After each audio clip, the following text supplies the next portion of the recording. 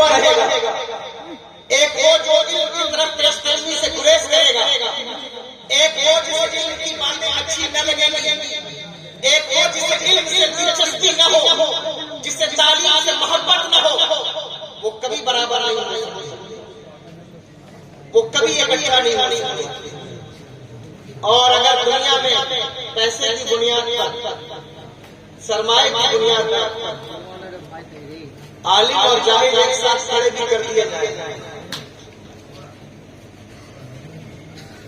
جو ہے وہ پاور کی بنیاد پر، حکومت کی بنیاد پر، اگر غیر عالم اور عالم کو اکٹھے کھڑا کر دیا جائے تو میدان محشر میں یہ نہیں ہوگا، یہ نہیں ہو سکتا کہ عالم اور جاہل ایک ساتھ کھڑے کریں۔ اس لیے علم کی طرف پیشکش علم کی طرف آئیے۔ یہ جلسے اسی لیے منعقد کیے جاتے ہیں، اس لیے نہیں کیے جاتے کہ آپ جو ہے وہ 15 20 25 کیمرے والوں کو بلا لیں اور بہت بڑا پنڈال لگا لیں اور پورے گاؤں میں جلسہ ختم ہونے کے بعد شور کریں کہ ہم نے تو صاحب بہت کامیاب جلسہ کیا، بہت بڑے حضرت کو بلایا، بہت بڑے شاعر کو بلایا۔ اس لیے جلسہ نہیں کیا جاتا، جلسہ اس لیے کیا جاتا ہے تاکہ ساری زندگی جو لوگ مدرسے نہیں گئے، ساری زندگی جن لوگوں نے مدرسے کا منہ نہیں دیکھا اور مدرسے کا کبھی چہرہ ان کے سامنے نہیں آیا، انہوں نے مدرسے سے کوئی فیض حاصل نہیں کیا، ان کے لیے ایک شخص ان کے گاؤں کو مدرسہ بنا دیا جائے اور وہاں بیٹھ کر ان کی عورتوں کو، بچوں کو، نوجوانوں کو، بوڑھوں کو، سب کو پڑھایا جائے۔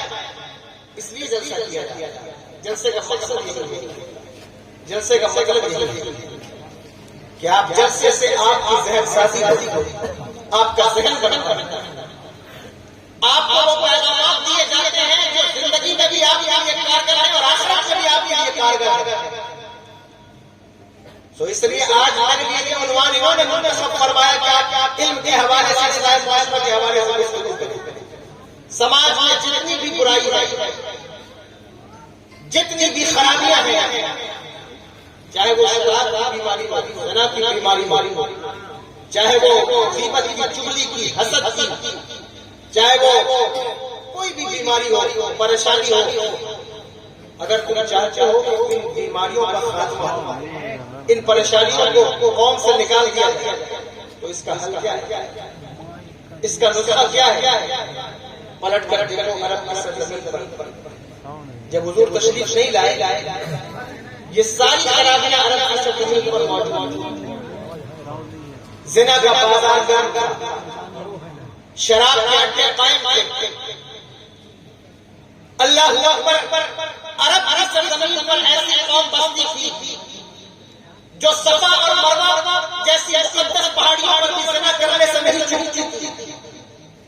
عرب کی سرزمین پر وہ قوم بستی تھی جو ننگے ہو کر خانہ کعبہ کا طواف کرتی تھی۔ عرب کی قوم کو سب سے جاہل اور کہا جاتا ہے۔ توجہ کرنا، آج ہم بات کرتے ہیں مسلمانوں کے اندر بڑی پریشانیاں ہیں، زناکاری ہمارے یہاں، شراب نوشی ہمارے یہاں، غیبت کے بازار ہمارے یہاں گرم ہے۔ اللہ ہوا ان کا خاتمہ کیسے ہوگا، کیسے کیا جائے گا؟ کرتے ہیں نہیں کرتے؟ پریشانی ہے یا نہیں؟ کسی بھی گاؤں میں جاؤ، کسی بھی شہر میں جاؤ، کسی بھی علاقے میں جاؤ، جا کے دیکھو مسلمانوں کی حالت تمہیں پتہ چلے۔ آپ تو بنگال میں آئے گئے، آپ چلے جائیے ہندوستان کے بڑے سے بڑے شہر میں، ساؤنڈ دیجیے نا، آپ کو جس علاقے میں زیادہ کچرا نظر آئے، جس علاقے میں بدبو اور تعفن نظر آئے، جس علاقے کی گلیاں اور سڑکیں گندی نظر آئیں، آپ سمجھ جائیں گے کہ یہ مسلمانوں کا علاقہ ہے، یہ مسلمانوں کی بستی ہے۔ دیکھو، حقیقت سے کبھی چشم پوشی نہیں کی جا سکتی، حقیقت تو بہرحال حقیقت ہی ہوتی ہے۔ آپ دیکھتے نہیں، یہ کنڈیشن ہے مسلمانوں کی، یہ حالات ہے مسلمانوں کی۔ دوسری قوم کے بچے اپنے فیوچر کے بارے میں، فیوچر پلاننگ کے بارے میں جتنے محتاط ہیں، آپ بتائیے اور سوچئے، کیا آپ نے بھی اپنے نوجوانوں کے لیے کوئی ایسا فیوچر پلان بنایا ہے؟ کیا آپ نے بھی اپنے بچوں کے لیے کوئی ایسا فیوچر پلان بنایا ہے جس میں آگے چل کر آپ کے بچے بھی زیور علم سے آراستہ اور پیراستہ ہو سکیں؟ کیا آپ نے بھی کوئی ایسا سسٹم لگایا ہے؟ کیا آپ نے سوچا ہے کہ ہمیں اپنے بچوں کو آگے چل کر کیا کرانا ہے اور کیا پڑھانا ہے؟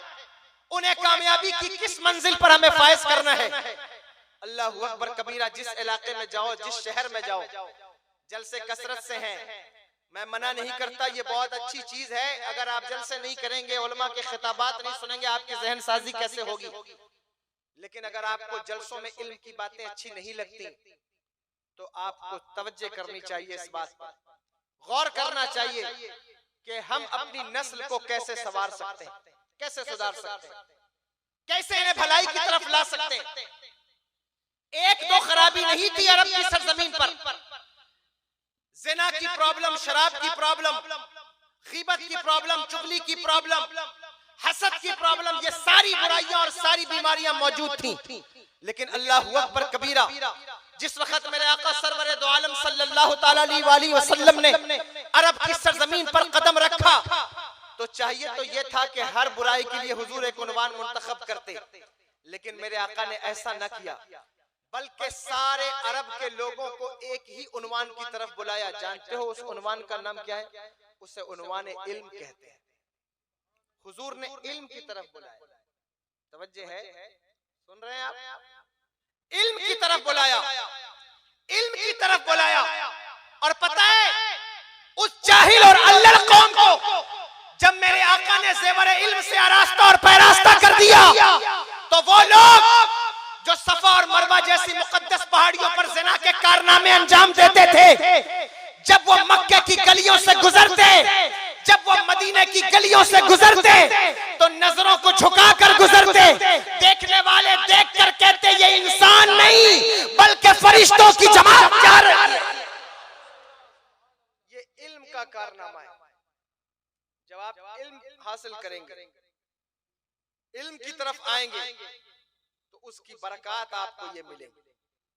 جہاں علم نہیں ہوتا وہاں لڑائی ہے، جھگڑے، فتنے اور فساد ہے. جہاں علم نہیں ہے وہاں خرافات ہے، اندھیرا ہے.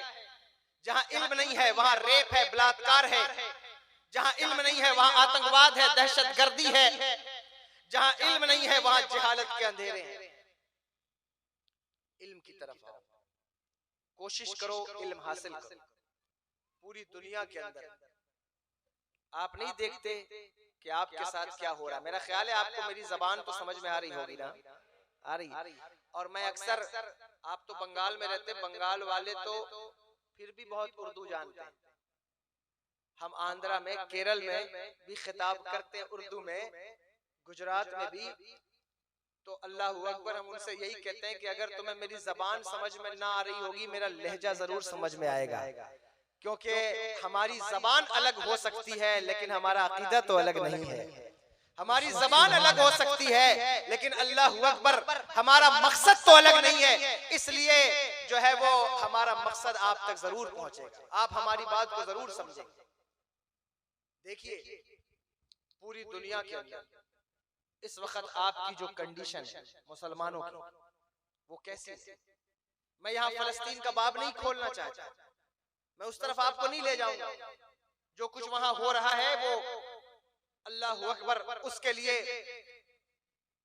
ہمارے پاس جو سب سے بڑا ہتھیار ہے وہ دعا ہے کہ ہم دعا کریں ان کے لیے. آپ برما جائیں، آپ جو ہے وہ شام کے بازاروں میں گھومیں. اللہ اکبر، کون سا ایسا خطہ ہے، کون سی ایسی جگہ ہے جہاں اس قوم کا خون نہ بہ رہا ہو، جہاں اس قوم کا اللہ اکبر، اس قوم کی عزت کے جنازے نہ اٹھائے جا رہے ہوں. آپ مجھے بتاؤ تو صحیح. دنیا تم سے نفرت کرنے لگے.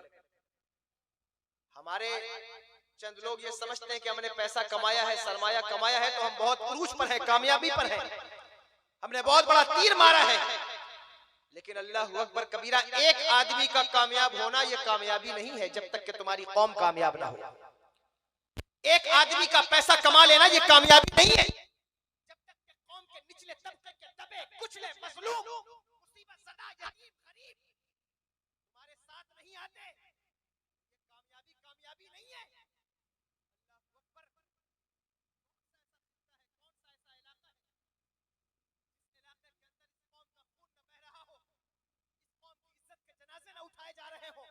مجھے بتاؤ, سوچو اور غور کرو, آخر ایسا کیوں ہے؟ کس بنیاد پر یہ چیزیں ہیں تمہارے ساتھ؟ ہمارے امام نفرتوں کے نشان نہیں بنتے.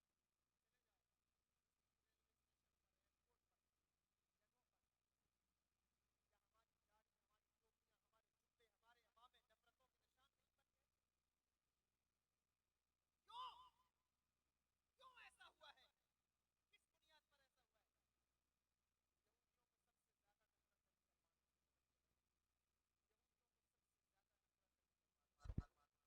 لیکن افسوس یہ ہے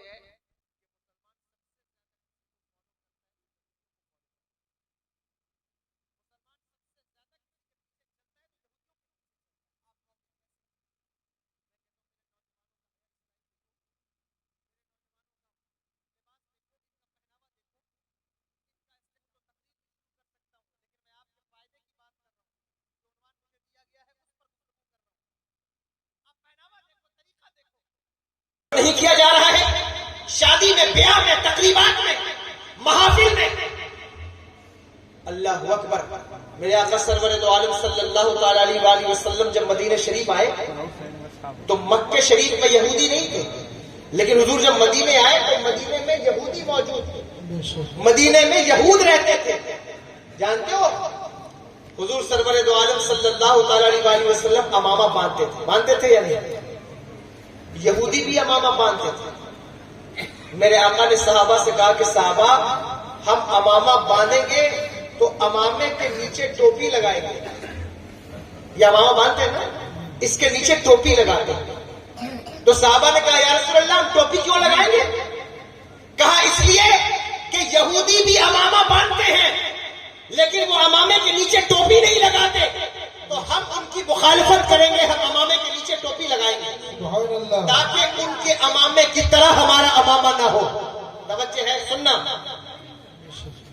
حضور جب مدینہ المنورہ آئے تو میرے آقا زلفیں سوارتے تھے سیدھی, مانگ نہیں نکالتے تھے. مانگ جانتے ہیں آپ یا نہیں؟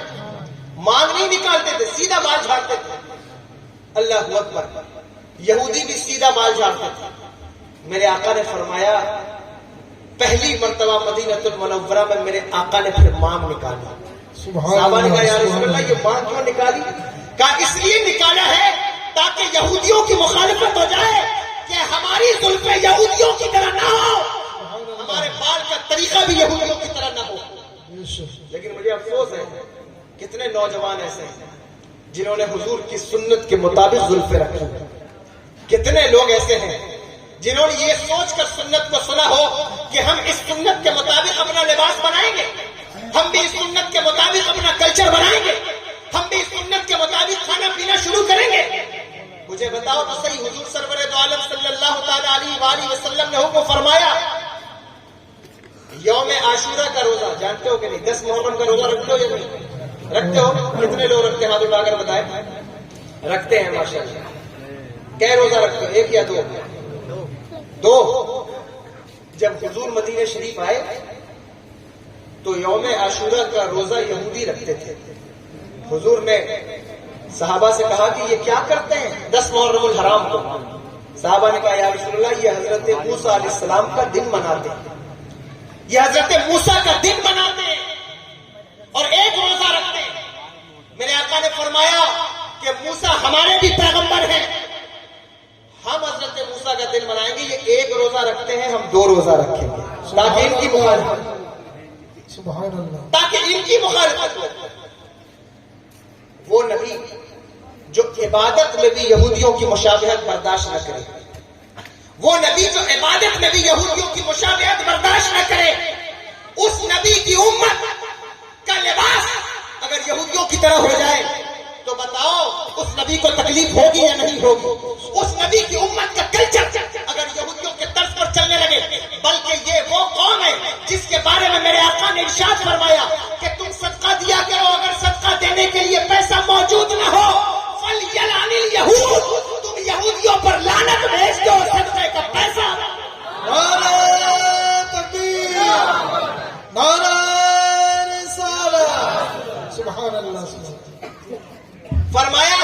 بستیوں پر لعنت بھیج دو، تمہارا صدقہ ادا ہو جائے گا۔ لیکن افسوس یہ ہے کہ مسلمان اپنے نبی کا طریقہ چھوڑ کر ویسٹرن ورلڈ کے طریقے کو فالو کر رہے ہیں۔ مجھے افسوس ہے، حیرت ہے، حیرانی ہے، اس کا جو ہے وہ اس کی وجہ یہ ہے کہ انہوں نے علم نہیں حاصل کیا، کبھی علم کی طرف آئے نہیں، علم پر توجہ نہیں دی۔ دیکھو میں تم سے بہت خاص بات کہہ رہا ہوں، اب بھی آپ کے پاس وقت ہے، اب بھی آپ کے پاس ٹائم ہے۔ بھائیوں، نوجوانوں، بزرگوں، آپ سبھی سے کہتا ہوں علم دین کی طرف آئیے، اور علم سیکھنا اس دور کے اندر بہت آسان ہے۔ کہیے کیسے آسان ہے؟ بڑے بڑے عالم دین آپ کو موبائل کے اوپر اویلیبل ہے، بولیے اویلیبل ہیں کہ نہیں؟ لوگ کہتے ہیں بڑا مشکل ہے، ہم کیسے علم سیکھ سکتے ہیں؟ 40 سال کے، 60 سال کے، 50 سال کے بزرگوں کو میں دیکھتا ہوں کہ وہ دھیرے دھیرے موبائل چلانا سیکھ جاتے ہیں۔ دھیرے دھیرے میں ان سے پوچھتا ہوں چچا کیا کر رہے ہیں؟ وہ کہتے ہیں کہ حضرت اب واٹس ایپ چلانا بھی میں نے سیکھ لیا ہے۔ میں کہتا ہوں وہ کیوں؟ 60 سال کی عمر میں آپ کو واٹس ایپ کی کیا ضرورت تھی؟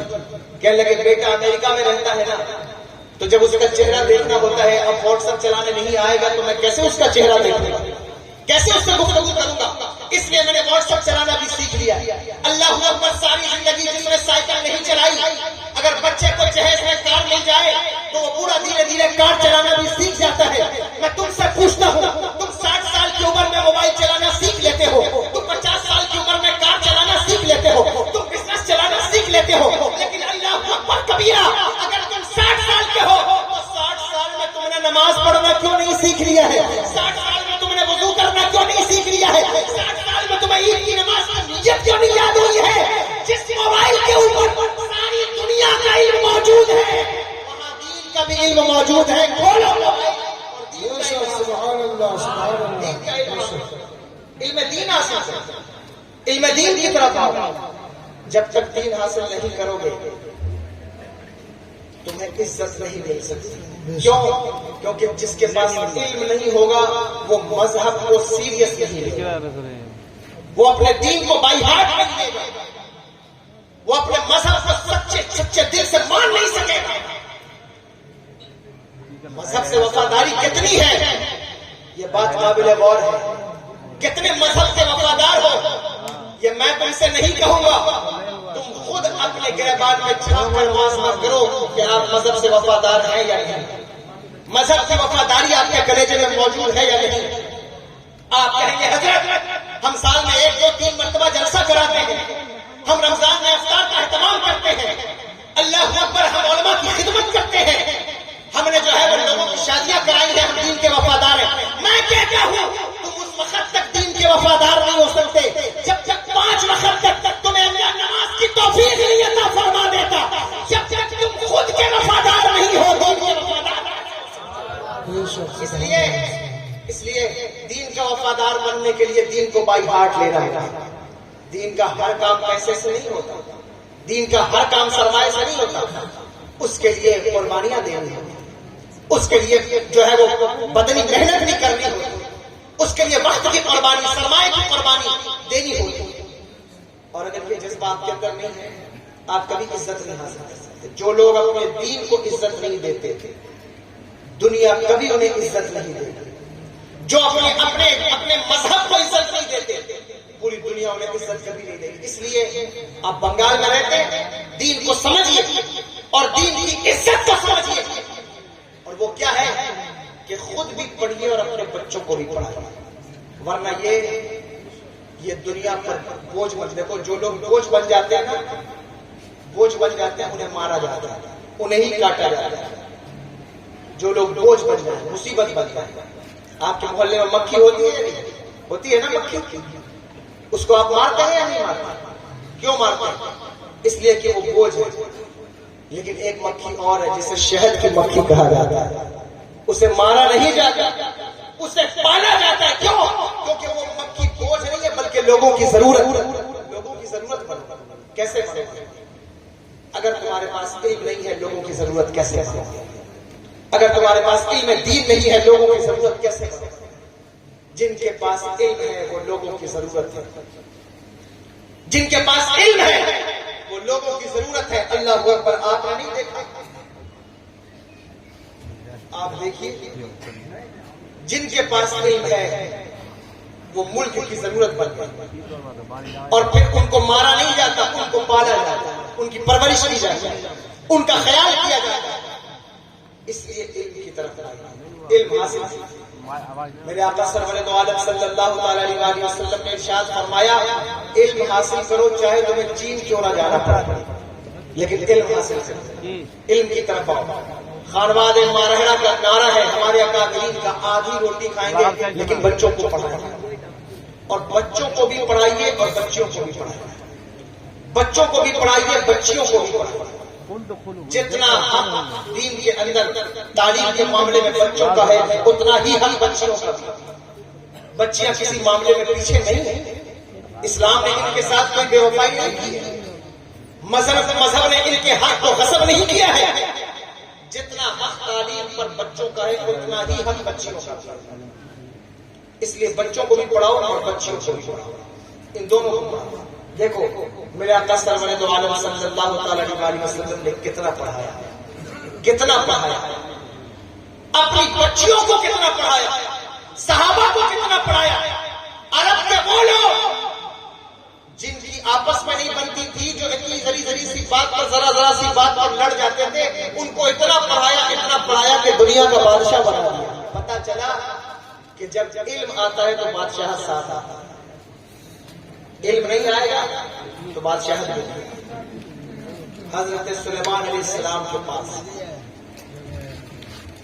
فرشتہ آیا, اس نے کہا کہ اللہ کے نبی, اللہ پوچھ رہا ہے کہ یا تو آپ کو علم دے دے, یا تو آپ کو حکومت دے دے, بادشاہت دے دے, یا آپ کو دولت دے دے. توجہ ہے, 3 آپشن ہے, یا تو دولت لے لے, یا تو حکومت لے لے, یا علم لے لے.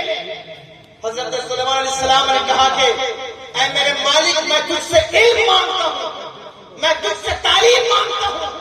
اللہ اکبر. جس وقت دولت علم آئی اور تاج علم لے کر فرشتہ آیا تو اس کے پیچھے پیچھے دولت اور حکومت کے فرشتے بھی آ گئے. کہنے لگے میں نے تو اللہ سے علم مانگا تھا, اب یہ دولت اور حکومت کے فرشتے بھی پیچھے آ گئے. آواز آئی میرے بندے سلیمان, ہم جس کو علم دیتے ہیں اسے دولت اور بادشاہت نہیں عطا کرتے ہیں, جو علم لیتا ہے اسے بادشاہت بھی ملتی ہے, حکومت بھی. تم علم لے کر کو دیتے, علم حاصل کر کے کو دیتے, پھر تمہیں ملتا ہے. اللہ اکبر. جتنی بھی خرابیاں ہیں, جتنی بیماریاں ہیں, جتنی پریشانیاں ہیں, ان کو علم کے ذریعے سے ختم کیا جا سکتا ہے, علم کے ذریعے سے مٹایا جا سکتا ہے. علم کی طرف پیش قدمی کرو. دیکھو جہاں کہیں جھگڑے ہوتے ہیں, لڑائی ہوتی ہے, فتنہ اور فساد ہوتا ہے, وہ علم نہ ہونے کی وجہ. علم ہوتا تو یہ کام ہوتا. حضور اعلی حضرت فاضل بریلوی رحمۃ اللہ تعالی علیہ, توجہ ہے آپ کی, جانتے ہیں اعلی حضرت کو یا نہیں جانتے؟ جانتے ہیں نا. جبل پور مدھیہ پردیش میں ایک جگہ ہے, وہاں حضور اعلی حضرت تشریف لے گئے. جب وہاں تشریف لے گئے تو وہاں آزان ہوتی تھی. آپ کیا جمعہ کی آزان ہوتی ہے؟ کتنی آزان ہوتی ہے بتائیں؟ 2 آزان ہوتی ہے نا. دونوں مسجد کے باہر سے ہوتی ہے یا مسجد کے اندر سے ہوتی ہے؟ باہر سے ہوتی ہے. حضور اعلی حضرت جبل پور تشریف لے گئے تو وہاں آزان ثانی ممبر سے بالکل ممبر کے پاس سے ہوتی ہے. جہاں ممبر لگا ہوتا ہے وہی کھڑے ہو کر کے آزان دیتے ہیں. تو میرے امام کو امام ہے, انہوں نے کہا کہ یہ مناسب نہیں, یہ صحیح نہیں, خلاف سنت ہے. ایسا کرو کہ یہ آزان جو ہے وہ مسجد سے باہر دیا کرو. کہاں دیا کرو؟ مسجد سے باہر دیا کرو. کچھ لوگ ایسے ہوتے ہیں جن کے پاس علم نہیں ہوتا, وہاں دشمنی ہی دشمنی ہوتی ہے. انہوں نے حضور فاضل بریلوی کے خلاف کورٹ میں مقدمہ کر دیا, انگریزوں کی کورٹ میں کیس کر دیا. ایک زمانے سے ہم یہاں آزان دیتے آئے, اب یہ بریلی کے ایک عالم آئے ہیں جو کہتے ہیں کہ آزان مسجد کے اندر نہ دی جائے, باہر دی جائے. تو انہوں نے مقدمہ کر دیا, اور جب مقدمہ کر دیا, اللہ اکبر, حضور اعلی حضرت فاضل بریلوی رحمۃ اللہ تعالی علیہ کو پتا چلا کہ جبل پور کی کورٹ میں, انگریزوں کی کورٹ میں آپ کو بلایا گیا ہے. تو اس میں جو آواز دینے والا مجرموں کو پکارنے والا شخص تھا وہ اعلیٰ حضرت کا مرید تھا، مرید تھا اعلیٰ حضرت کا۔ علم کی فضیلت دیکھو، سارا معاملہ سمجھایا اور سمجھا کر کے کہا کہ میں نہیں جاؤں گا، تم ہی جاؤ اور میری طرف سے تم ہی کیس جیت کر آؤ گے۔ کہنے لگا حضور وہ کیسے، سارا مقدمہ سمجھایا اور وہ چلا گیا۔ جب کوٹ لگا، جج بیٹھا تو جج نے کہا کہ کیا مقدمہ ہے؟ تو جو وپکشی پارٹی تھی وہ آگے کھڑی ہو گئی، توجہ ہے، وہ کھڑی ہو گئی۔ اس میں علم کی فضیلت بتا رہا ہوں، توجہ سے سننا۔ وہ کھڑی ہو گئی اور اس نے کھڑے ہو کر کے کہا کہ ہم ایک زمانے سے مسجد کے اندر اذان دیتے آئے ہیں، لیکن اب یہ ایک نئے عالم آئے ہیں اور یہ آ کر کہتے ہیں کہ مسجد کے باہر سے اذان دو۔ یہ ہمارے شہر میں فتنہ پھیلانا چاہتے ہیں، یہ ہمارے شہر میں فساد پھیلانا چاہتے ہیں۔ جب کوئی علمی بات کرتا ہے تو اسے فتنہ پھیلانے والا کہہ دیا جاتا ہے، جب کوئی جہالت سے نکالنے کی بات کرتا ہے اسے فتنہ پھیلانے والا کہہ دیا جاتا ہے۔ یہ قوم کا المیہ رہا ہے کہ جب کوئی قوم کو جہالت کی وادیوں سے نکال کر علم کی طرف لانا چاہتا ہے تو لوگ اسے فتنہ گر کہہ کے ٹارگٹ کرتے ہیں۔ لیکن میرے بھائیوں یاد رکھنا، جب جہالتوں سے نکلنے کا دور آتا ہے تو پھر کوئی اور نہیں نکالتا بلکہ وہ کوئی عالم دین ہی ہوتا ہے جو تمہیں جہالت کی منزلوں سے نکالتا ہے۔ آج تم کسی کو بھی قوم جب گڈھے میں گرے گی، جب مصیبت میں پریشانی کے عالم میں گرے گی، کوئی اس قوم کو باہر نہیں نکال سکتا، کوئی اس قوم کا ہاتھ نہیں پکڑ سکتا۔ تمہارا جی چاہے جس کو اپنا پارشد بناؤ، اپنا سرپنچ بناؤ، اپنا جو ہے وہ وارڈ ممبر بناؤ، میں منع نہیں کرتا، بناؤ، لیکن ایک بات یاد رکھنا، جب تمہیں مصیبت آئے گی، جب تم کسی مصیبت کے گڈھے میں گرو گے، تمہیں نکالنے والا عالم کے سوا کوئی نہ ہوگا، عالم دین کے سوا کوئی نہیں ہوگا، وہی ہوگا جو تمہیں مصیبتوں سے نکالے، عالم دین ہی ہوگا جو تمہیں پریشانیوں سے نکالے۔ دیکھو ہلاکو خان نے جب بغداد کو تباہ کیا، بغداد کی تباہی کا منظر اگر تھوڑا بھی تعلق تمہارا ہسٹری سے ہے تو تمہیں پتہ ہوگا، جس وقت ہلاکو خان نے بغداد کو تباہ کیا، مسلمانوں کو مارا گیا، قتل کیا گیا، اللہ اکبر کبیرہ، ایک اللہ کے ولی کے عالم دین کے بہت بڑے عالم چند لوگوں کو اکٹھا کر کے ایک مجلس کے اندر وہ لوگوں کو واعظ کرتے تھے، خطاب کرتے تھے۔ ایک دن ہلاکو خان کا بیٹا گزرنے لگا، بادشاہ کا بیٹا تھا، شہزادہ تھا۔ اس نے دیکھا کہ بہت سارے لوگ ایک شخص کو گھیر کر کھڑے ہوئے ہیں۔ اس نے اپنے چیلوں چمچوں سے پوچھا یہ کون ہے جن کو گھیر کر یہ لوگ کھڑے ہوئے ہیں؟ تو اس کے چیلے آگے بڑھے اور آگے بڑھ کر انہوں نے پتہ لگایا تو پتہ چلا کہ یہ قوم اپنے عالم کے سامنے کھڑی ہوئی ہے۔ توجہ ہے، سن رہے ہیں آپ؟ اپنے عالم کے سامنے کھڑی ہوئی ہے۔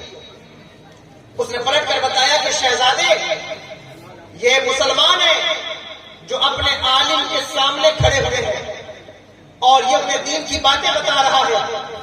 ہلاکو خان کے بیٹے نے کہا کہ بلاؤ اس کو، ہم نے اتنا ان کو مارا ہے، اتنا قتل کیا ہے، ان کے سروں کے مینار بنا دیے ہیں اور ابھی بھی یہ دین کی باتیں لوگوں کو سکھا رہے ہیں، ابھی بھی یہ دین کی باتیں لوگوں کو سمجھا رہے ہیں، بلاؤ ان کو۔ تو اس عالم کو بلایا گیا۔ جب وہ عالم دین، عالم ربانی اس شہزادے کے سامنے کھڑے ہوئے، اللہ اکبر، اس نے پوچھا کہ کیا کر رہے ہو؟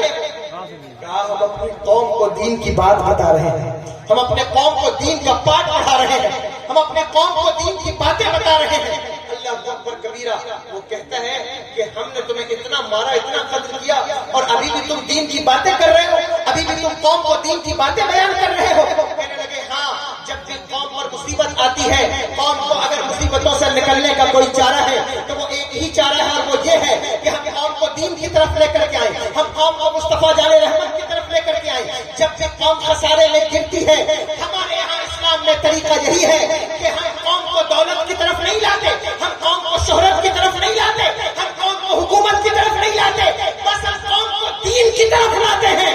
جب یہ قوم دین کی طرف آ جاتی ہے، اللہ انہیں خود بلندیاں عطا فرماتا ہے، خود عروج عطا فرماتا ہے۔ نعرہ تکبیر، نعرہ رسالت، سبحان اللہ۔ اس پر اگر کرم کر دیں گے، آواز کھینچنا بند کر دیں۔ تو میں سمجھتا ہوں کہ یہ جتنے لوگ بیچ بیچ سے اٹھ رہے ہیں ایک کا دکا انشاءاللہ یہ اس میں سے کوئی بھی نہیں اٹھے گا اور وہ توجہ سے میری بات سن. اس نے کہا کہ ہم دین کی طرف بلا رہے ہیں. بادشاہ نے کہا اچھا یہ بتاؤ تمہارا خدا تم سے زیادہ تو ہم سے محبت کرتا ہے, تمہارا خدا تم سے زیادہ تو ہمیں چاہتا ہے. عالم دین تھے, وقت کے عالم تھے, انہوں نے کہا یہ کیسے ہو سکتا ہے کہ ہمارا خدا ہم سے زیادہ تجھ سے محبت کرے, ایسا کیسے ہو سکتا ہے کہ ہمارا خدا جس کی ہم عبادت کرتے ہیں وہ اپنے بندوں کے علاوہ کسی اور سے زیادہ محبت کرے. بادشاہ کا بیٹا تھا, اس نے کہا بتا اگر تیرا خدا تجھ سے محبت کرتا ہے تو نہ تیرے پاس پیر میں چپل ہے, نہ تیرے سر پہ ٹوپی ہے, نہ تیرے بدن پر کوئی صحیح سلامتی کا لباس ہے. بتا تیرا خدا تجھ سے زیادہ محبت کرتا ہے یا ہم سے زیادہ محبت کرتا ہے؟ دیکھ ہمارے محلوں کی طرف, ہمارے محل بھی سجے ہوئے ہیں, بادشاہت کا تاج بھی ہمارے سروں پر ہے, جبہ و دستار بھی ہمارے پاس ہے, اچھی سواریاں بھی ہمارے پاس, اچھا کھانا بھی ہمارے پاس, اچھی غذا بھی ہمارے پاس. بتا اگر تیرا خدا تجھ سے زیادہ محبت کرتا تو وہ تجھے بادشاہ بناتا, ہمیں رعایا بناتا, لیکن اس نے ہمیں بادشاہ بنایا اور تجھے کمزور اور ناتواں بنا دیا ہے. تو بتا کیا ہم سے زیادہ محبت نہیں کرتا؟ اب عالم کا جواب سنو, توجہ سے سننا. جب قوم کو مصیبت آئے اور قوم کے اللہ اکبر چہرے پر جو ہے وہ ضلالت کے تماچے بھی مارے جائیں تو کون ہے ایسی سچویشن میں جو امت کی طرف سے امت کی عزت کی لاج رکھتے ہوئے کھڑا ہو جائے؟ کون ہے ایسی سچویشن میں جو امت کی مدافعت میں امت کے لیے علم جہاد بلند کر کے کھڑا ہو جائے؟ اگر وہ کوئی ہے تو وہ عالم دین, وہی ہے جو امت کی مدافعت میں کھڑا ہو جائے. لیکن افسوس یہ ہے کہ علماء کی عزت کرنا بھی عوام نے چھوڑ دیا, علماء کی عزت اور توقیر بھی عوام کے دل سے جاتی رہی. پیر صاحب کی عزت ہے, توجہ ہے, پیر صاحب کی عزت ہے, لیکن مسجد کے امام کی قدر نہیں. اللہ اکبر, باہر سے آئے ہوئے ایک دن کے جلسے میں خطاب کرنے والے خطیب کی عزت ہے, لیکن ہر ہفتے جمعہ میں خطاب کرنے والے امام کی عزت نہیں. مجھے بتاؤ تو صحیح, غور پکڑو, مصیبتوں میں پریشانیوں میں تمہارے مسائل کا حل کون نکالتا ہے؟ تکلیفوں میں, مصیبتوں میں, درد میں, کرب میں تمہاری جو ہے وہ مصیبتوں کو دور کرنے والا کون ہے؟ خدا کی قسم, جنازے سے لے کر نکاح پڑھانے والا تک, عقیقے سے لے کر کے جو ہے وہ بچوں کے کان میں اذان دینے والا, یہی تمہاری مسجد کا امام ہے, عالم دین ہے. اگر تم اس کی عزت نہیں کرتے, اگر تم اس کی قدر نہیں کرتے, اگر تم اس کے منصب کو نہیں سمجھتے تو یاد رکھو کہ تم دین کے منصب کو نہیں سمجھتے, تم دین کی قدر نہیں کرتے, تم دین کی عزت نہیں کرتے. عالموں کی عزت کرو. اگر علم نہیں حاصل کر سکے ہو تو کم سے کم عالموں کی عزت کرو, عالموں کے مقام کو پہچانو اور کوشش کرو کہ تمہارے بچے بھی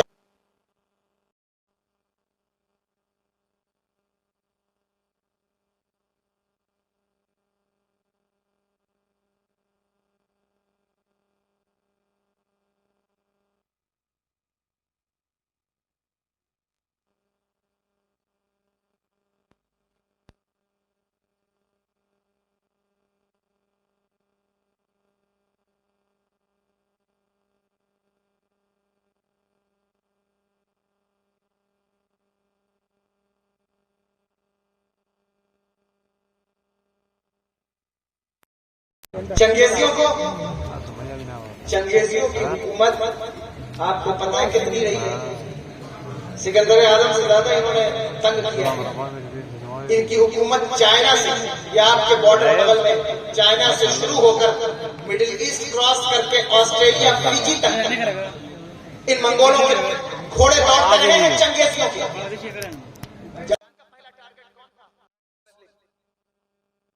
مسلمان ہی ان کا ٹارگٹ تھے کہ قتل کرو انہیں جہاں مل جائیں, جہاں داڑھی ٹوپی جبہ امامہ دکھائی دے انہیں قتل کیا جائے.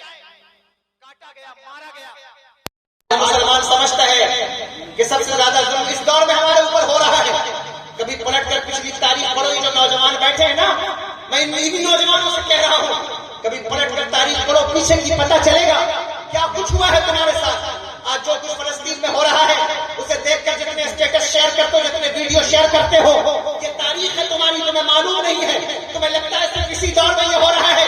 پیچھے پلٹ کر دیکھو, تمہیں پتہ چلے گا ہر دور میں ہمارا خون ہی سب سے سستا خون رہا ہے جسے بہایا گیا ہے.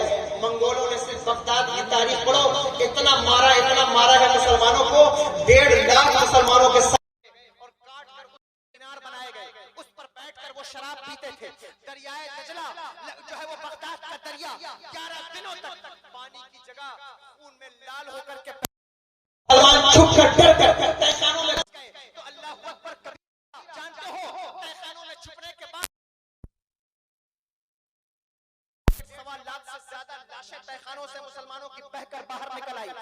جہاں مسلمان دکھتا تھا لوگ اسے مارتے تھے، جہاں جہاں مسلمان نظر آتا تھا اسے قتل کیا جاتا تھا۔ ٹوپی والوں کو مارو، داڑھی والوں کو مارا جائے، اور اتنا قتل کیا چنگیزیوں نے منگولوں نے۔ لیکن اے بنگال میں رہنے والوں، میں تم سے ایک جملہ کہہ کے جا رہا ہوں، اللہ اکبر کبیرہ۔ پوری دنیا کہتی تھی کہ اب یہ قوم دوبارہ نہیں کھڑی ہو سکے گی، اب یہ قوم دوبارہ نہیں اٹھ سکے گی، اب یہ قوم دوبارہ سربلند نہیں ہو سکے گی، اب شاید دنیا میں کوئی اسے پہچان نہ سکے گا۔ لیکن اللہ کی عزت کی قسم، کچھ بات ہے کہ ہستی مٹتی نہیں ہماری، کچھ بات ہے کہ ہستی مٹتی نہیں ہماری۔ صدی ہو رہا ہے دشمن دورے جہاں ہمارا، سبحان اللہ، دورے جہاں ہمارا۔ سبحان اللہ، اللہ اکبر۔ یہ نہیں مٹی قوم کھڑی ہو گئی، پتہ ہے کیوں کھڑی ہوئی؟ معلوم ہے کیوں کھڑی ہوئی؟ بس یہی بتانا چاہتا ہوں، کیوں کھڑی ہوئی، کیوں ڈوبی تھی اور کیوں کھڑی ہوئی؟ ڈوبی اس لیے تھی کہ تاریخ بغداد پڑھو۔ جب میرے آقا حضور غوث الاعظم بغداد کی سرزمین پر تشریف لائے تو حضور غوث الاعظم نے علم حاصل کرنے کے بعد بغداد کو چھوڑ دیا، جنگلوں میں چلے گئے، صحراؤں میں، جنگلات میں نکل گئے، یہاں تک کہ ذکر آتا ہے شری لنکا کے جنگلوں تک آ گئے۔ آواز آئی، عبد القادر کہاں جا رہے ہو، کہاں جا رہے ہو؟ کہا یا اللہ، بغداد کی سرزمین تو وہ سرزمین ہے جہاں زنا کے اڈے آباد ہیں، جہاں جوئے اور شراب کے اڈے آباد ہیں، جہاں لوگ شراب میں مست ہیں، ہر کھانے والے کے لقمے میں شک ہے کہ پتہ نہیں یہ رزق حلال کھا رہا ہے یا رزق حرام کھا رہا ہے۔ یہ کارنامے تھے مسلمانوں کے۔ ہر دور میں جب مسلمان ایسے عشرت میں مست ہو جاتے ہیں، ہر دور میں مسلمان جب جو ہے وہ اللہ اکبر جو ہے وہ اپنی آسائش میں آرائش میں مست ہو جاتے ہیں، تب ان کے اوپر مصیبتیں آتی ہیں، تب ان کے اوپر پریشانیاں آتی ہیں، اور جب اس پریشانی سے نکلنے کا شوق پیدا ہو تو دین کی طرف محنت کرنی ہوتی ہے، علم کی طرف محنت کرنی ہوتی ہے۔ انہوں نے گھیر کر کے کہا، گھیر کر کے وہ عالم دین پڑھا رہے تھے، ان کو کھڑا کر کے کہا کہ تمہارا خدا تم سے زیادہ تو ہم سے محبت کرتا ہے۔ کس نے کہا؟ ہلاکو خان کے بیٹے نے کہا تمہارا خدا تم سے زیادہ ہم سے محبت کرتا ہے، اس لیے تو ہم بادشاہ ہیں، اس لیے تم ذلیل ہو۔ عالم دین کا جواب سنو، اللہ اکبر۔ یہاں ٹی وی پر، میڈیا پر ڈیبیٹ بہت دیکھے ہوں گے تم نے، اور چند ہزار روپے پر بکنے والے نقلی اور جاہل عالم بھی تم نے دیکھے ہوں گے، لیکن اللہ اکبر ایک عالم ربانی کیا ہوتا ہے؟ اللہ اکبر دین کا سچا نمائندہ کون ہوتا ہے؟ کھڑے ہو گئے، انہوں نے کہا اچھا میرا خدا ہم سے زیادہ تجھ سے محبت کرتا ہے، بتا تو نے کبھی بکریوں کا ریوڑ دیکھا؟ بکریوں کا ریوڑ دیکھا؟ آپ کیا بکریاں ہوتی ہیں یا نہیں ہوتی؟ بکریوں کا ریوڑ، پچھلے زمانے میں بڑے بڑے ریوڑ ہوتے تھے بکریوں کے، 100-200 بکریاں نہیں، ہزار بکریوں کے ریوڑ۔ اس نے کہا ہاں دیکھا ہے۔ کہا چرواہے کو دیکھا ہے جو اسے چراتا ہے؟ کہا ہاں دیکھا ہے۔ کہا اس کے ہاتھ میں کیا ہوتا ہے؟ کہا ڈنڈا ہوتا ہے۔ کہا وہ اپنے ساتھ اور کیا رکھتا ہے؟ کہا 2-4 شکاری کتے ہوتے ہیں، کتوں کو ساتھ میں رکھتا ہے۔ کہا وہ کیوں رکھتا ہے؟ کہا اس لیے رکھتا ہے کہ اگر ریوڑ سے بکریاں اکا دکا نکل کر الگ ہو جائیں، علیحدہ ہو جائیں، کنارے ہو جائیں، راستہ بھٹک جائیں، یا کوئی جنگلی جانور بکریوں پر حملہ کر کے انہیں کنارے لے جائے، بھٹکا دے، بہکا دے، گمراہ کر دے، تو وہ شکاری کتے ان پر دوڑتے ہیں اور پھر انہیں پکڑ کر گھیر گھار کر واپس سے ریوڑ میں شامل کر دیتے ہیں۔ اس لیے وہ کتے پالے جاتے ہیں۔ کہنے لگے اچھا بتاؤ، اب مجھے بتاؤ تمہاری نظر میں بکریوں کی اہمیت زیادہ ہے یا ان کتوں کی اہمیت زیادہ ہے؟ کہنے لگا بلا شبہ بکریوں کی اہمیت زیادہ ہے، کتے تو ان بکریوں کو بچھڑنے کے بعد ملانے کا کام کرتے ہیں۔ کہنے لگے ہاں بس یہی حیثیت تمہاری ہے جو ان کتوں کی ہے، بکریوں کی حیثیت ہماری ہے۔ اگر تم جیسے کتوں کو ہم پر مسلط کیا گیا ہے تو اس کی وجہ یہ ہے کہ جب ہم اہل سنت والجماعت سواد اعظم سے ہٹ جائیں، جب ہمارے لوگ گناہوں میں مبتلا ہو جائیں، جب ہمارے لوگ گناہوں میں مبتلا ہو کر دین کے راستے سے کنارے ہو جائیں، تو ایسے لوگوں کو مسلط کیا جاتا ہے تاکہ انہیں گھیر کر پھر سے اہل سنت والجماعت بنا دیں۔ اس لیے علم جہاں جہاں ہوتا ہے وہاں رسوائی نہیں ہوتی. اعلیٰ حضرت فاضل بریلوی نے، سن رہے ہیں آپ یا نہیں سن رہے ہیں؟ اعلیٰ حضرت فاضل بریلوی نے اپنے مرید سے کہا، سمجھا دیا سارا معاملہ، اور کہا کہ جب کورٹ میں بلاوا ہو تو تم میری طرف سے یہ جواب دینا. جج نے بلایا دوسرے گروہ کو، بلا کر کے پوچھا کہ بتاؤ کیا معاملہ ہے. کیا معاملہ یہ ہے جو معاملہ تو انہوں نے رکھا. رکھنے کے بعد جج نے آواز لگائی کہ ہاں بھائی وہ بریلی کے عالم مولانا امام احمد رضا کہاں ہے، بلایا جائے. تو جو آواز لگاتا ہے نا، ندا دیتا ہے، آپ کبھی کورٹ گئے ہوں گے تو آپ کو پتا ہوگا. جو آواز دیتا ہے اس کا کام ہوتا ہے کہ کورٹ کے روم سے باہر جا کر آواز لگائے. لیکن اس نے وہی جج کے سامنے چلانا شروع کیا کہ لے کہاں ہے مولانا احمد رضا خان، حاضر ہو. جج کا دماغ خراب ہو گیا. اس نے کہا بیوقوف میرے سامنے کیوں چلاتا ہے، میرے منہ پہ کھڑا ہو کے کیوں چلاتا ہے. باہر جا کے آواز لگا، کہنے لگا حضور یہی تو مقدمہ ہے، یہی تو کیس ہے. میرے امام کہتے ہیں کہ اگر آواز لگانا ہے تو باہر جا کے آواز لگاؤ، اور یہ کہتے ہیں کہ جس کو آواز لگانا ہے منہ پر کھڑے ہو کر کے آواز لگاؤ. یعنی اذان ثانی کے مسئلے پر امام اہل سنت نے اپنی علمی لیاقت کی بنیاد پر جبل پور کی کورٹ میں یہ فتح حاصل فرمائی. اللہ اکبر. علم ہوتا ہے تو بغیر لڑائی کے بھی مسئلہ حل ہو جاتا ہے، بغیر لڑائی کے بھی جو ہے وہ مار کے فتح کر لیے جاتے ہیں. اس لیے علم کی طرف پیشکش کرو، علم کی طرف علم پڑھیے. اور یاد رکھیے ہمارے یہاں لوگ یہ سمجھتے ہیں کہ پیسہ نہیں ہے تو کیسے علم حاصل کریں، اتنا سرمایہ نہیں ہے کیسے علم حاصل کریں. یاد رکھنا نوجوانوں، توجہ سے سننا، علم کے راستے میں پیسہ کبھی بھی راستے کی زنجیر نہیں بنتا. جس کے دل میں سچی تڑپ ہو علم کی، اس کے لیے پیسہ کوئی معنی نہیں رکھتا. وہ ضرور علم حاصل کرے گا، وہ ضرور علم کی طرف بڑھے گا. پڑھو تاریخ، پڑھو بزرگوں کی. حضرت محبوب الہی کی زندگی پڑھی ہے. جانتے ہیں دلی والے حضرت محبوب الہی نظام الدین اولیاء، نام سنا ہے نہیں سنا؟ گئے ہیں کبھی کبھی؟ کتنے لوگ گئے؟ ہاتھ اٹھائیں ذرا. ماشاء اللہ. اللہ تعالیٰ سب کو محبوب الہی کی بارگاہ کی حاضری نصیب فرمائے. سلطنت چشت کا وہ بے تاج بادشاہ حضور محبوب الہی دلی کی سرزمین پر. معلوم ہے ہمارے نوجوان کہتے ہیں، ہماری بچیاں کہتی ہیں، لوگ کہتے ہیں کہ پیسہ نہیں ہے تو علم کیسے حاصل کریں. اللہ اکبر. بدایوں کی سرزمین پر پیدا ہوئے. آپ کے والد گرامی کا سایہ سر سے اڑ گیا، یتیم تھے. آپ کی ماں حضرت بی بی سیدہ زلیخا، انہوں نے آپ کو پڑھایا، مدرسے میں داخلہ کرایا. یا آپ کے علاقے میں کتنے بچے مدرسوں میں پڑھتے ہیں؟ مدرسے میں داخلہ کرایا. اور جانتے ہو جس دن حضرت محبوب الہی کی حضوری مکمل ہوئی، ان کی کتاب ختم ہوئی، تو ان کے استاد نے کہا کہ محبوب الہی بیٹا نظام الدین محمد احمد ان کا نام ہے. کہنے لگے بیٹا محمد احمد اپنی ماں سے کہہ دینا کہ تم عالم بن گئے ہو، اب ہم تمہیں دستار دیں گے. کیا دیں گے؟ دستار دیں گے، اور تمہاری طرف سے شہر کے علماء کو کھانا کھلائیں گے، شہر کے علماء کی دعوت کریں گے. کہنے لگے ٹھیک ہے. اپنے گھر آئے اور اپنی ماں سے کہا ماں میرے استاد نے کہا ہے کہ شہر کے علماء کی دعوت کرنی ہے، اور جو ہے وہ مجھے دستار باندھیں گے، تو اس کے لیے ایک امامہ بھی چاہیے، صافہ بھی چاہیے. اب تو مدرسے والے صافہ بھی دیتے ہیں، جبہ بھی دیتے ہیں. اور میں تو اکثر کہا کرتا ہوں کہ مدرسے والے اب اتنی سہولت دے رہے ہیں، کچھ دن میں شاید بچوں کی شادیاں بھی مدرسے میں کرا کے لوٹائیں گے. لیکن اللہ اکبر وہ دور ایسا نہیں تھا. امامہ گھر سے لے کے آنا تھا. ماں سے کہا ماں ہم کو ایک دستار چاہیے. ماں نے کہا بیٹا اپنے استاد سے 15 دن کا ٹائم لو. کتنا؟ 15 دن کا ٹائم لو. ہم تمہاری دستار رات میں چرخہ کاٹ کر دستار بنائیں گے، اور چاند کی روشنی میں دستار تیار کریں گے، اور دن میں چرخہ کاٹ کر جو پیسہ جمع کریں گے اس سے علماء کو کھانا کھلائیں گے. معلوم ہے 15 دن 15 دن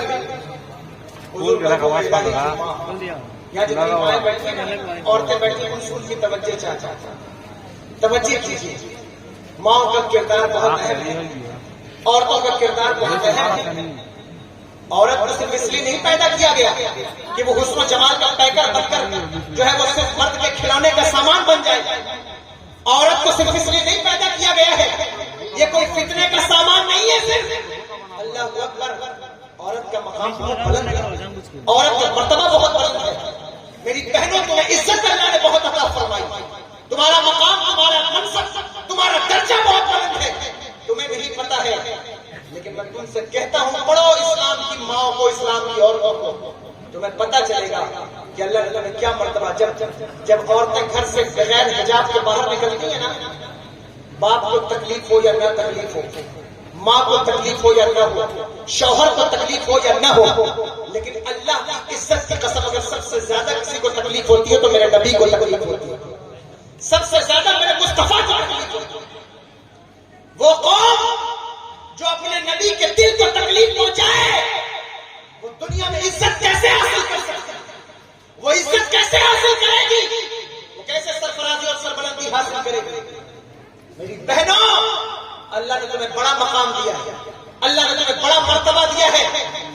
آج اس جلسے کے اوپر میں آپ اپنی بہنوں کو مخاطب کر کے کہتا ہوں کہ اگر بچے نہیں پڑھتے, بچوں کا دماغ نہیں لگتا اور یہ بچے سگریٹ اور گٹکے اور شراب کے عادی ہو گئے ہیں, تو میری بہنوں تم علم حاصل کرو, تم علم دین حاصل کرو, کیونکہ اللہ کی عزت کی قسم ایک مرد کا علم حاصل کرنا اتنا فائدہ نہیں دیتا ایک عورت کا علم حاصل کرنا جتنا فائدہ دیتا ہے.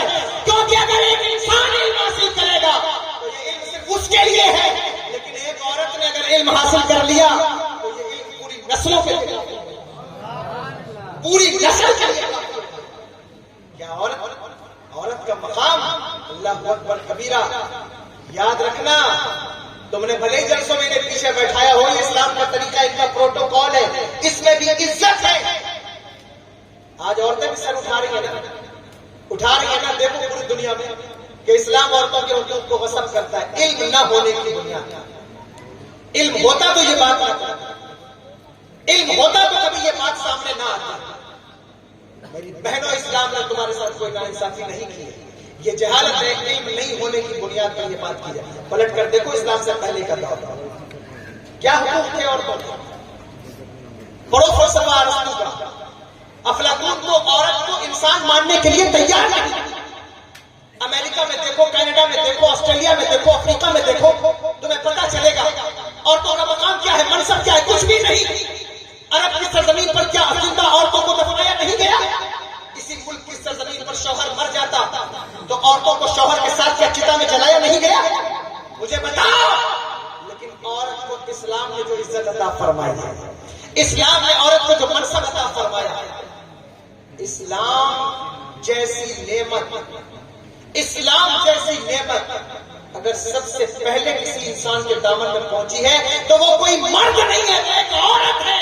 اور اس عورت کا نام ام المومنین حضرت سیدہ خدیجہ الکبریٰ ہے. سب سے پہلے اسلام کی نعمت سے اگر کوئی سرفراز ہوا تو وہ اما خدیجہ الکبریٰ کی ذات ہے. وہ ایک عورت اسلام کی رگوں میں, اسلام کی جڑ میں, اسلام کی کھیتی میں سب سے پہلا خون اگر کسی کا لگا ہے تو وہ کسی مرد کا نہیں, وہ ایک عورت. اس عورت کا نام حضرت سمیہ, حضرت عمار ابن یاسر کی والدہ حضرت سمیہ, جن کا خون اسلام کی رگوں میں بہتا ہے. غور کرو عورتوں کا مقام کتنا بڑا ہے. پورے قرآن کے اندر سورہ مرد نہیں موجود ہے, کوئی سورہ مرد نہیں ہے, کوئی سورہ رجال نہیں ہے, لیکن سورہ عورت موجود ہے, سورہ نساء کا, بلکہ ایک عورت کے نام پر پوری سورہ جسے سورہ مریم کہا جاتا ہے موجود ہے. عورتوں تمہارا مقام بہت ہے. تم اپنے بچوں کو پڑھاؤ, تعلیم دو اپنے بچوں. اگر تم نماز نہیں پڑھو گی تمہارے بچے کیسے نماز پڑھیں گے؟ اگر آج تم بے پردہ ہو گئی تو تمہاری بیٹی کیسے باپردہ بنے گی؟ اگر تم نے قرآن کی تلاوت کا شوق نہیں پایا تو تیری بیٹیاں کیسے قرآن کو پڑھیں گی؟ اور یاد رکھنا, بیٹیاں انہی کی بھاگتی ہیں جو دین سے دور ہوتے ہیں. بیٹیاں انہی کی لوفا اور آوارہ ہوتی ہیں جو دین سے دور ہوتے ہیں. اگر دینداری کلیجے میں ہو اور علم ہو, خدا کی عزت کی قسم بیٹیاں گھر میں تمہاری مر جائیں گی لیکن گھر سے باہر قدم نہیں نکالیں نہیں کیوں؟ کیونکہ انہوں نے نبی کی اس بیٹی کی تاریخ پڑھی ہوگی جسے سیدہ کائنات کہا جاتا ہے. نبی کی اس بیٹی کی تاریخ پڑھی ہوگی جسے سیدہ زینب کہا جاتا ہے. ابھی یہ ذکر کر رہے تھے نعت پاک پڑھ رہے تھے نا محمد علی فیضی صاحب. اللہ اکبر. تم نے ان کی تعریف تو منقبت پر سن لی لیکن ان کا درجہ جانتے ہو, ان کا کردار جانتے ہو, ان کی سیرت جانتے ہو. میدان کربلا میں اللہ اکبر جب لاشوں کو لٹایا گیا اور گھوڑے دوڑائے گئے تو اس میں حضرت علی اصغر کا بھی لاشا, حضرت علی اکبر کا بھی لاشا. عصر کی نماز کے وقت تک جب تک کہ ساری شہادتیں مکمل ہو گئی اور لاشوں کو غسل کیا جانے لگا, لاشوں پر گھوڑے دوڑائے جانے لگے, خیمے جلائے گئے, عورتوں کے سروں سے دوپٹے چھینے گئے. تمہیں معلوم ہے نبی کی وہ بیٹی جسے سیدہ زینب کہا جاتا ہے, سیدہ زینب کہا جاتا ہے.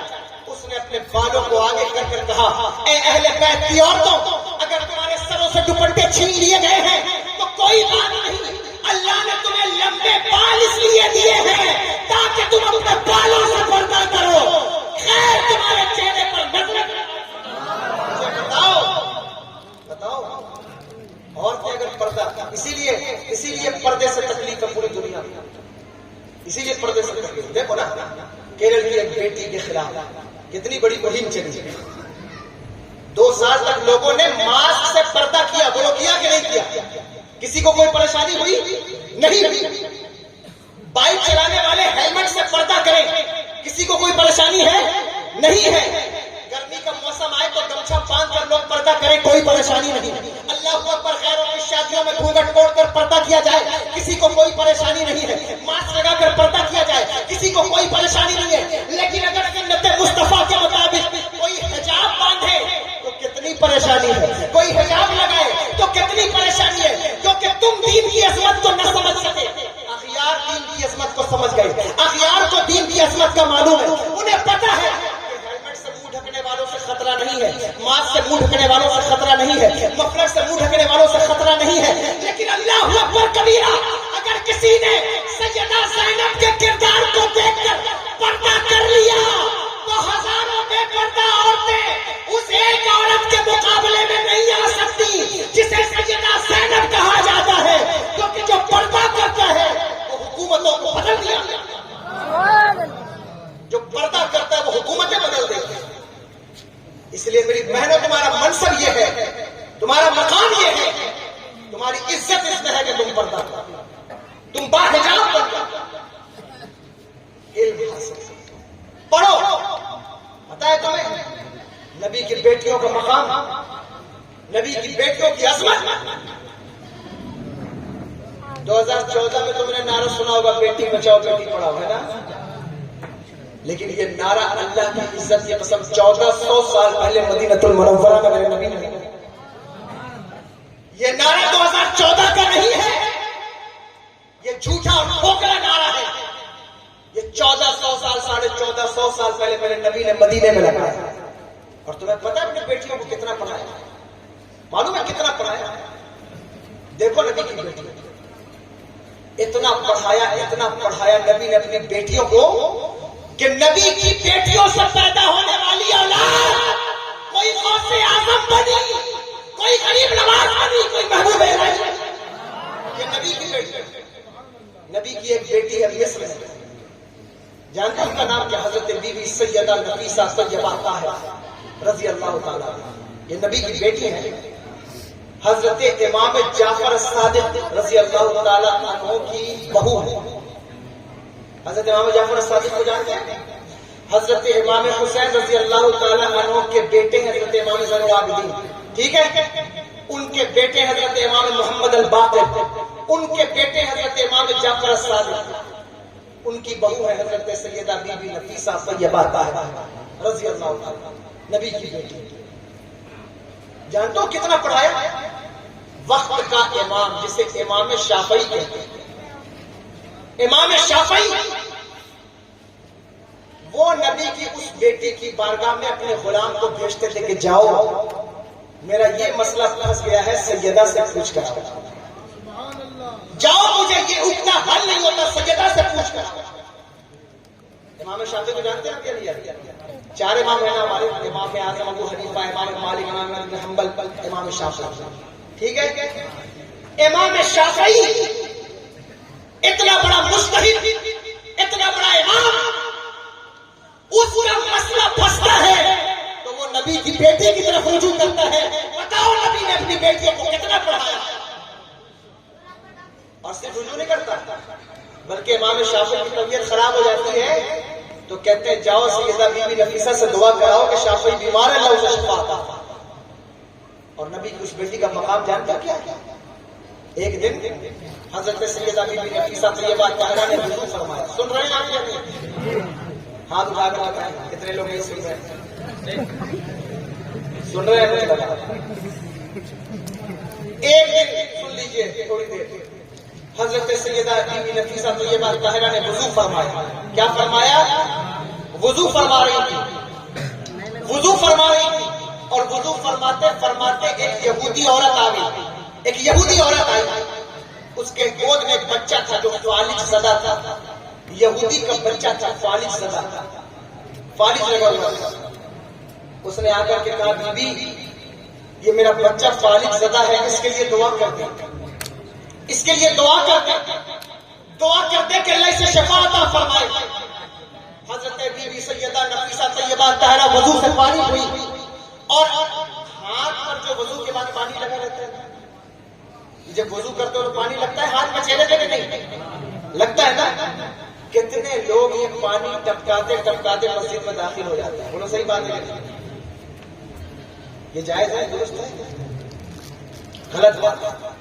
جب وضو کرو تو چہرے کو اتنا پوچھ لو کہ پانی کا ٹپکنا بند ہو جائے.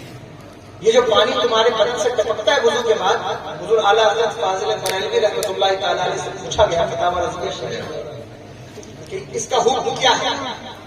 یہ جو وضو کے بعد پانی لگ جاتا ہے ہاتھ میں چہرے پر، اس کا حکم کیا ہے اگر یہ مسجد کی قالین پر گرے؟ تو فرمایا مائع مستعمل کے حکم میں ہے. اچھا نہیں ہے، پسندیدہ نہیں ہے، بڑی خراب بات ہے. لیکن پوچھنے والے نے مجھے بات یاد آئی، اس نے ایک اور جملہ پوچھ دیا، بتا دوں اگر آپ کہو تو بتا دو. اس نے کہا حضور امت کا کے ہاتھ کا پانی، وضو کا بعد کا پانی تو مائع مستعمل کے حکم میں ہے، اور اس کا حکم جو ہے وہ آپ بیان فرما رہے ہیں، لیکن نبی کے وضو کے پانی کا کیا حکم ہے؟ میرے آقا جب وضو فرمائے تو حضور کے وضو کے بعد جو بدن سے پانی کے قطرے ٹپکتے ہیں اس کا کیا حکم ہے؟ اس نے پوچھ دیا. پتہ ہے میرے امام نے کیا جواب دیا؟ اللہ اکبر کبیر. ایک دوسرے مکتب فکر والے سے بھی پوچھا گیا ہے یہ سوال، لیکن میں اس کا ذکر نہیں کرنا چاہتا. لیکن میرے امام سے جب پوچھا گیا کہ امت کے وضو کے بچا ہوا پانی مائع مستعمل ہے، لیکن نبی اگر وضو فرماتے ہیں تو میرے آقا کے وضو کے بعد جو قطرات ٹپکتے ہیں اس کا کیا حکم ہے؟ میرے امام نے جو جواب دیا ہے فتاوی رضویہ میں، میں وہاں سے تمہیں نہیں بتاؤں گا، بلکہ ہدایت بخشش میں جو جواب دیا ہے وہاں سے سنو. میرے امام کہتے جن کے تڑووں کا دھوبن حیات حیات ہے وہ جانے مسیحا ہمارا نبی، جن کی دو بوند ہے کوثر و سلسبیل ہے وہ رحمت کا دریا ہمارا نبی. نعرہ تکبیر، نعرہ رسالت، سید شاہد المیاں صاحب، نعرہ تکبیر، سبحان اللہ. کہتے جن کی دو بوند ہے کوثر و سلسبیل ہے وہ رحمت کا دریا ہمارا نبی.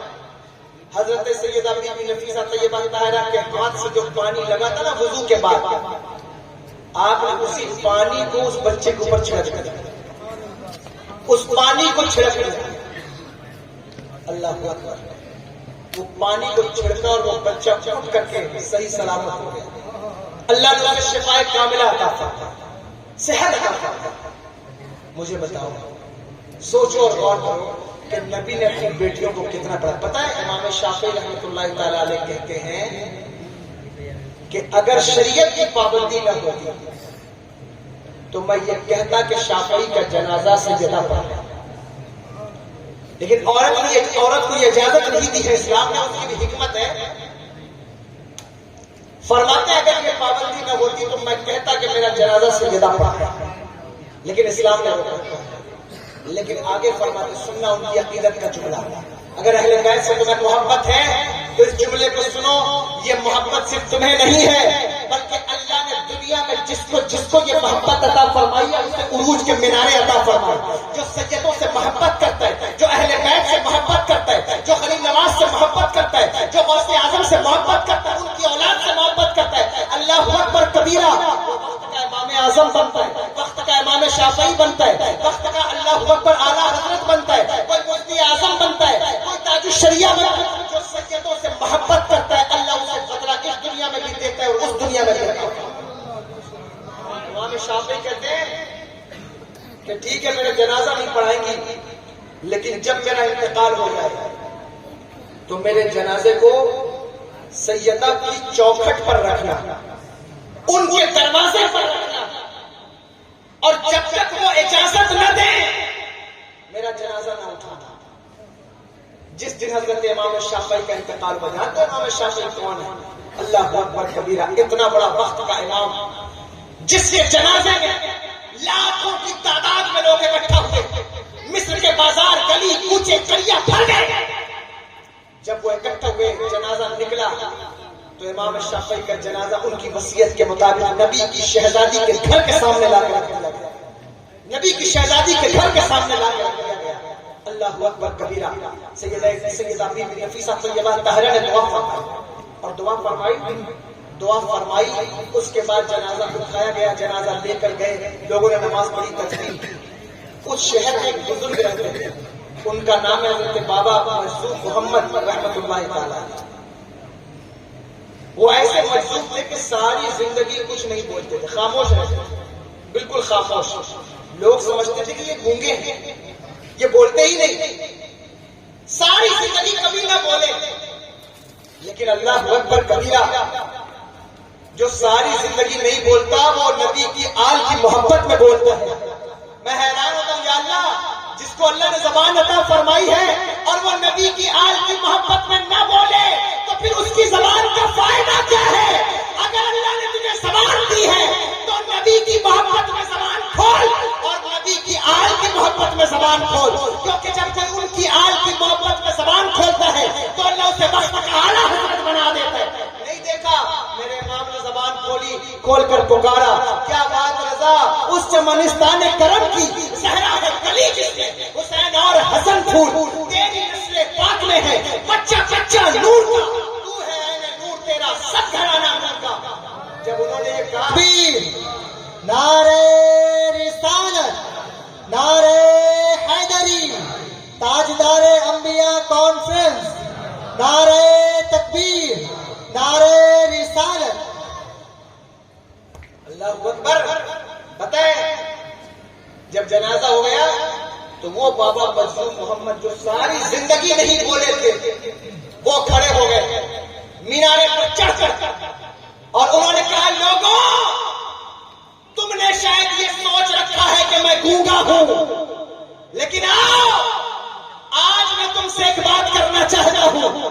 میں ساری زندگی نہیں بولا لیکن اب بولوں گا تو نبی کی آل کی عظمت میں بولوں گا، اب بولوں گا تو نبی کی آل کی محبت میں بولوں گا. سنو سنو سنو، لوگ جمع ہو گئے کہ آج بابا مرزوق محمد بولنے والے، سنیں کیا بولتے ہیں. انہوں نے کہا، سنو، جس نے بھی امام شافعی کی نماز جنازہ پڑھی ہے اللہ نے اس کو معاف کر دیا. وہ زانی تھا تو بھی اللہ نے بخش دیا، گنہگار تھا تو بھی اللہ نے بخش دیا. اللہ اکبر. وہ خطا کار تھا تو بھی اللہ نے بخش دیا. جس نے بھی جنازہ پڑھا امام شافعی کا اللہ نے سب کو معاف کر دیا ہے امام شافعی کے صدقے میں. لوگوں نے کہا سبحان اللہ. کہا یہ نہیں پوچھو گے کہ سب کو معاف کیا شافعی کے صدقے میں، اور شافعی کو کس کے صدقے میں معاف کیا؟ لوگوں نے کہا آپ بتائیں. کہا شافعی کو جس کے صدقے میں معاف کیا ہے وہ نبی کی شہزادی سیدہ بی بی نفیسہ طیبہ ان کے صدقے میں. نبی نے اپنی بیٹیوں کو پڑھایا بھی اور بیٹیوں کو بچایا. ماں کی عظمت اور کی عظمت بہت ہے. علم، اگر علم کی طرف یہ پیش قدمی کریں اللہ انہیں جو علم دیتا. دیکھو بیان یہ کر رہا تھا کہ حضرت محبوب الہی کہتے ہیں اپنی ماں سے کہ میری ماں، میرے استاد نے کہا کیا کرنا ہے مجھے، پورے بدائیوں کے علماء کو کھانا کھلانا ہے اور مجھے ایک دستار چاہیے. ماں نے کہا بیٹا اپنے استاد سے کہو کہ ہمیں کچھ ایکسٹرا وقت دے, 15-20 دن کا ٹائم دے. میں رات میں تیری دستار بینوں گی چاند کی روشنی میں, اور دن میں چرخا کاٹ کر میں تیرے لیے پیسہ اکٹھا کروں گی تاکہ تو علماء کو کھانا کھلا سکے. اللہ اکبر کبیرہ. 20 دن محنت کرنے کے بعد حضرت سیدہ زلیخا حضرت محبوب الہی کی ماں اتنا پیسہ اکٹھا نہ کر سکی کہ جس سے پورے بدائیوں کے علماء کو کھانا کھلایا جاتا, لیکن انہوں نے رات کی چاندنی میں حضرت محبوب الہی کی دستار تیار کر لی. دستار تیار کر کے کہا بیٹا یہ تیری دستار ہے, میں نے 20 دن بہت محنت کی ہے لیکن میں اتنا پیسہ اکٹھا نہیں کر سکی کہ میں سارے مدائیوں کے علماء کو کھانا کھلا سکوں. حضرت محبوب الہی کی آنکھوں میں آنسو آ گئے, کہنے لگے ماں کوئی بات نہیں, جو پیسے تیرے پاس ہے وہی دے دے. ماں نے وہ پیسے دیے اور لے کر کے حضرت محبوب الہی اپنے استاد کے پاس آئے, کہنے لگے کہ اللہ اکبر میرے شیخ اے میرے استاد, میری ماں نے بہت محنت کی, اس کی انگلیاں چھلی ہو گئیں لیکن وہ اس نے دستار کو تیار کر دی, لیکن اتنا پیسہ جمع نہ کر سکی کہ بدائیوں کے سارے علماء کو کھانا کھلایا جا سکے. استاد نے کہا بیٹا کوئی بات نہیں, اگر تم نے جو ہے وہ تمہاری ماں کے پاس اتنا پیسہ جمع نہ ہو سکا تو اللہ ان علماء کے کھانے کا انتظام کرے گا. دعوت کی گئی بدائیوں کے بڑے بڑے علماء حاضرہ. میں بتانا یہ چاہتا ہوں کہ غربت کبھی بھی علم کے راستے میں پیروں کی زنجیر نہیں بنتی. جو پڑھنا چاہتا ہے, جو تعلیم کی طرف بڑھنا چاہتا ہے, اس کے قدم کبھی نہیں رکتے اگر علم کی سچی طلب اس کے دل میں موجود ہے. اگر علم حاصل کرنا چاہتا ہے تو کبھی بھی اس کے قدم پیچھے نہیں ہٹیں گے. ایسا ہو تو بھی نہ ہو تو بھی جب کوئی علم دین کی طرف بڑھتا ہے اللہ کی عزت کی قسم وہ ایک قدم چلتا ہے, فرشتے اس کے قدموں کے نیچے اپنے پر بچھا دیتے ہیں. تم تعلیم کی طرف چل کے تو دیکھو, تم جو ہے وہ علم دین کی طرف آ کر کے تو دیکھو. اب مجھے بتاؤ حضور محبوب الہی, میں واقعہ پورا کر دوں. حضور محبوب الہی بڑے بڑے علماء داخل ہوئے. ان کی دستار بندی کے موقع پر جب ان کو دستار رکھی گئی, ان کے سر پر دستار رکھی گئی تو امامے کا ایک پیچ رکھا جاتا تو آپ جھک کر جو ہے وہ علماء کے قدموں کو قدم بوسی کرتے. پھر دوسرا پیچ رکھا جاتا تو جھک کر علماء کی قدم بوسی کرتے. اسی علماء میں ایک اللہ کے ولی بھی موجود تھے, بلکہ میں تو یہ سمجھتا ہوں کہ سبھی اللہ کے ولی رہے ہوں گے, لیکن ان ولیوں میں بھی ایک بڑے ولی تھے. اللہ اکبر. ان کو یہ ادا اتنی پسند آئی کہ انہوں نے حضور محبوب الہی کے چہرے کو پکڑ کر ماتھا چوم لیا اور کہا کہ محمد احمد تو بار بار ہماری قدم بوسی کر رہا ہے, ادب کر رہا ہے. مجھے تیری یہ ادا اتنی پسند آئی کہ میں اللہ سے دعا کرتا ہوں, اے اللہ اس بیٹے کی ولایت کا سورج جب ہندوستان کے افق پر نکلے تو کبھی اسے گرہن نہ لگے, کبھی اسے گرہن نہ لگے.